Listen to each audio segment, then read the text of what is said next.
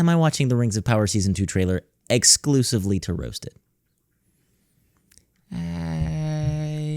No comment.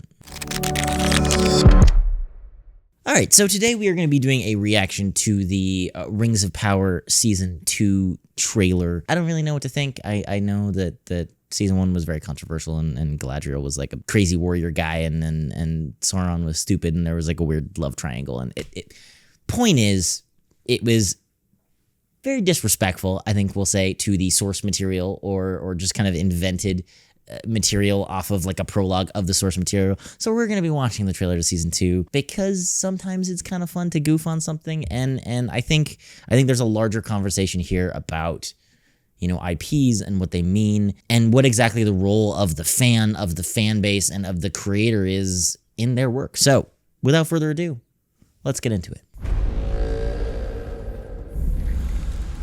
An evil, ancient and powerful has returned. I can't take him seriously. Prepare yourselves.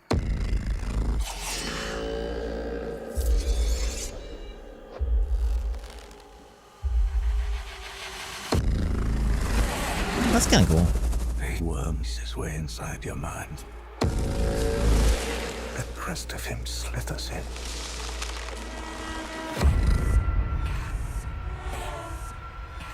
I think he has been here. I think he's been here among us all along. Who is that guy? Looks annoying. Whoa. Every soul in Middle-earth is in peril.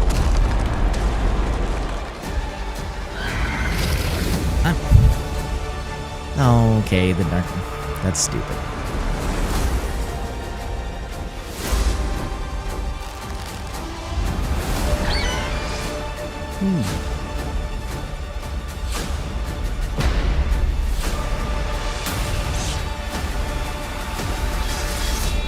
He's Sauron.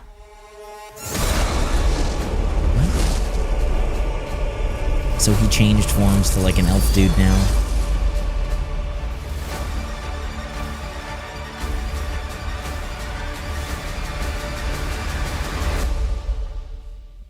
I mean, look. It's really high budget. Like it looks great, but I don't think anybody that was not the issue, right? I don't think that's anything anybody was complaining about. I want to say Season 1 was like the most expensive season or episode of television ever made. And Amazon has the money to lose because, you know, we buy groceries and cookies and beanies from them constantly. So it doesn't really matter whether this thing makes money or not. It's a gorgeous movie. I will say that it doesn't feel the same way that The Lord of the Rings does. And I know everybody in the comments is going to be like, oh, get over The Lord of the Rings. But it's like, dude, The Lord of the Rings was 20 years ago. And the fact that it looks better than this is depressing. Like that's purely a failure in technique, in craft, in patience, maybe. I don't know. It looks good, but it looks too polished. It looks very like CGI. It doesn't feel as real as it should, I don't think. And I don't know, man. It just really, more than anything, I feel as though this show has become the scapegoat, the perfect encapsulation of what people are sick of in Hollywood. And you look, I can watch this trailer and go like, look, there's nothing that was terribly wrong. It was just It was like, oh, we're using the cool lines from the Lord of the Rings movies. Isn't that so great? Oh, we're using these characters. Oh, can you tell it's like, this is going to be Sauron. This is going to be so great. Look, there's this guy who's supposed to be Elrond but looks more like a TikToker or something. It's not bad. It's just not good. And that's the problem. It's mediocre. It's very, very expensive corporate mediocrity. And it's sad. I think that, you know, there was a lot of conversation back and forth about like, oh, should there be female dwarves? Should they have beards? Whatever it might be. Like, why are there black people in Middle-earth now and there weren't a million years later? Well, it's not tied to the Warner Brothers. There's tons of conversations, and it went immediately to like, either you hate this source material and you don't understand it, or you're super racist and you hate black people being in Lord of the Rings. And believe it or not, the answer is probably somewhere in the middle.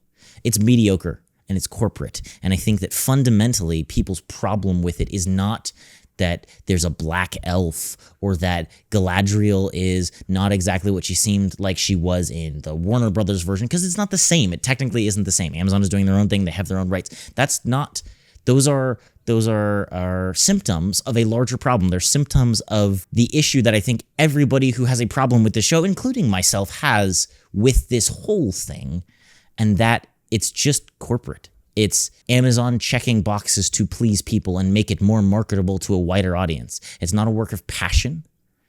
It's not a work of heart. Inherently, this product is stretched thin. I mean, they're working, I think they have the rights to a prologue, the forwards and afterwards of some of the books. That's it. And there you can see it, right? They're stretching this narrative as thin as is humanly possible because, oh, it's Lord of the Rings and it'll get some people to do it. And Andy Serkis recorded an audiobook and whatever this might be. And it's just sad and it's try hard and nobody wants it. Nobody wants people to ruin the Lord of the Rings movies that were iconic and legendary. Nobody wants people to ruin the books that were iconic and legendary. We want original content. We want content that has some heart, that has some dedication to the fans, that's not based off of outrage marketing or looking to be angry at people. We want art and movies, right, in this case, a television show, to reflect what it always had.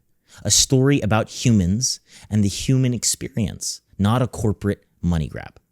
So, I mean, yeah, of course, I don't think many people are excited for Rings of Power Season 2. I'm blown away, actually, how Amazon is going to deal with this, because I could not believe that they were going ahead with a Season 2 in the first place. And, I mean, I would be embarrassed to look at what the like to dislike ratio is on this trailer. But look, let me know what you guys thought in the comments down below. I do think this is kind of an opportunity for a wider, larger discussion, especially when you have things like kind of the controversies going on with Warhammer and different things like that. What do you think about Rings of Power? What do you think? What ownership do you think fans have over a story? And what would you want to see adapted instead of the same like 6 IPs adapted 100 million times over and over and over and over again until it's ruined any positive feeling that we had of them in the first place? Anyway, please feel free to share your thoughts in the comments down below. As always, keep reading, keep writing, and I will see you all next time.